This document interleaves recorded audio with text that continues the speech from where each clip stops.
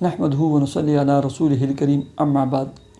وظائف ٹیوب کے پیارے سامعین و ناظرین، السلام علیکم ورحمۃ اللہ وبرکاتہ۔ امید کرتا ہوں کہ آپ جہاں پر بھی ہوں گے، جس حال میں بھی ہوں گے، اللہ کے فضل و کرم سے خیریت سے ہوں گے، اور دعا گو ہوں کہ اللہ تبارک و تعالیٰ آپ کو صحت، سلامتی اور تندرستی کے ساتھ پیار و محبت والی اور خوشیوں والی اور پاکیزہ لائف اور زندگی عطا فرما کر زندگی بھر آپ کو کسی کا محتاج نہ فرمائے، آمین۔ پیارے سامعین و ناظرین، اگر آپ کو نماز کے دوران وسوسے آتے ہیں، آپ خوش نصیب ہیں، خوش قسمت انسان ہیں۔ ایک وسوسوں کا آنا یعنی بلا ارادہ آپ نماز پڑھتے ہیں، کامل توجہ سے پڑھتے ہیں، وسوسے آ جاتے ہیں۔ ایک ہوتے ہیں وسوسوں کا لانا، خیالات کا لانا، اپنی دکان کا حساب و کتاب کرنا، اپنے گھر کا حساب و کتاب کرنا، شام کے وقت چھٹی ہوتی گھر میں کیا لے کر جانا ہے، بیوی کی کیا فرمائش ہے، یہ وسوسہ نہیں، ٹھیک ہے، یہ پوری نماز آپ خراب کر رہے ہیں۔ ایک ہے آپ 100% اللہ رب العزت کی طرف متوجہ ہیں، ٹھیک ہے، آپ کا دھیان ہے کہ میں اللہ کے سامنے کھڑا ہوں، نماز ادا کرتا ہوں، میں اللہ کے سامنے کھڑا ہوں، میرا رب مجھے دیکھ رہا ہے، اس کے باوجود بھی وسوسے آتے ہیں، طرح طرح کے خیالات آ جاتے ہیں، آپ خوش قسمت انسان ہیں۔ بھلا وہ کیسے؟ حضرت ابوبکر صدیق رضی اللہ تعالی عنہ سے ایک بہت بڑے یہودی راہب نے پوچھا، اے خلیفۃ رسول اللہ صلی اللہ علیہ وسلم، یعنی ابوبکر صدیق رضی اللہ تعالی عنہ، جب ہم یہودی عبادت کرتے ہیں پوری یکسوئی کے ساتھ، توجہ دھیان کے ساتھ کرتے ہیں، ہمیں نہ وسوسہ آتا ہے، نہ خیالات آتے ہیں، نہ دکانداری کا حساب و کتاب کرتے ہیں، نہ قرضے لین دین کا حساب و کتاب کرتے ہیں، نہ بیوی بچوں کا خیال آتا ہے، نہ کام کاروبار کا خیال آتا ہے۔ ہم مسلمانوں کو دیکھتے ہیں، انہیں طرح طرح کے وسوسے آتے ہیں، طرح طرح کے خیالات آتے ہیں، یہ کیا وجہ ہے؟ حضرت ابوبکر صدیق رضی اللہ تعالیٰ عنہ نے فرمایا، اے یہودی راہب، آپ کے جو سوال ہے اس کا جواب دینے سے پہلے میرا ایک چھوٹا سا سوال ہے۔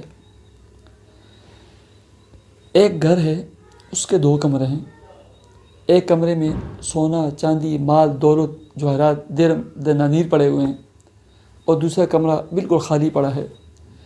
ایک چور گھر میں گھس آیا وہ چور اس خالی کمرے میں جائے گا یا اس سونا، چاندی، مال، دولت والے کمرے میں جائے گا؟ تو یہودی راہب نے کہا، آپ کیسی بات کرتے ہیں؟ چور کا کام ہوتا ہے چوری کرنا، ڈاکہ ڈالنا، مال و اسباب کو چوری کر کے لے جانا، اسی مقصد کے لیے وہ اس گھر میں داخل ہوا ہے، تو وہ اس کمرے میں جائے گا جس کمرے میں مال دولت پڑا ہے، خالی کمرے میں چور کا کیا کام ہے؟ حضرت ابوبکر صدیق رضی اللہ تعالیٰ عنہ نے ارشاد فرمایا، سن لے اے یہودی راہب اپنے سوال کا جواب،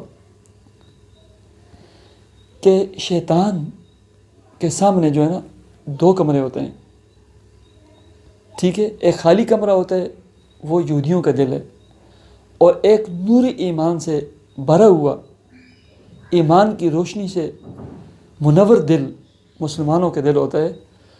تو شیطان اس دل میں آئے گا، وہاں ڈسنے کی کوشش کرے گا، وہاں وسوسہ ڈالے گا جس میں ایمان کی حرارت، ایمان کی روشنی، ایمان کی شمع جلتی ہو۔ بھلا شیطان ابلیس کا کیا کام ہے کہ وہ آپ کے خالی دل میں آئے گا جس میں نہ ایمان ہے، نہ اس کی حرارت ہے، نہ اس کی روشنی ہے۔ فَبُہِتَ الَّذِي كَفَرَ۔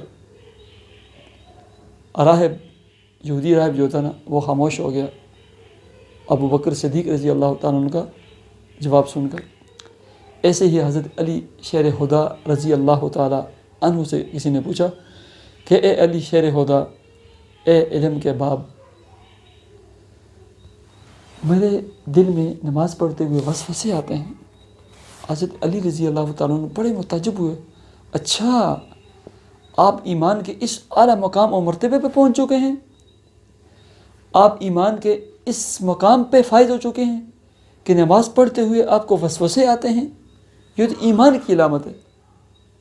تو پیارے دوستوں، گھبرانے کی ضرورت نہیں ہے، آپ 100% توجہ اپنی نماز کی طرف، نماز کے ترجمے کی طرف، نماز کے مفاہیم کی طرف، ٹھیک ہے، سب سے بہترین طریقہ ہے کہ نماز کا ترجمہ سیکھ لیں، اس کی طرف دیں، اور یہ تصور کریں کہ میں اللہ کے سامنے کھڑا ہوں، میرا رب مجھے دیکھتا ہے اور دیکھ رہا ہے، اور میری زندگی کی شاید یہ آخری نماز ہو۔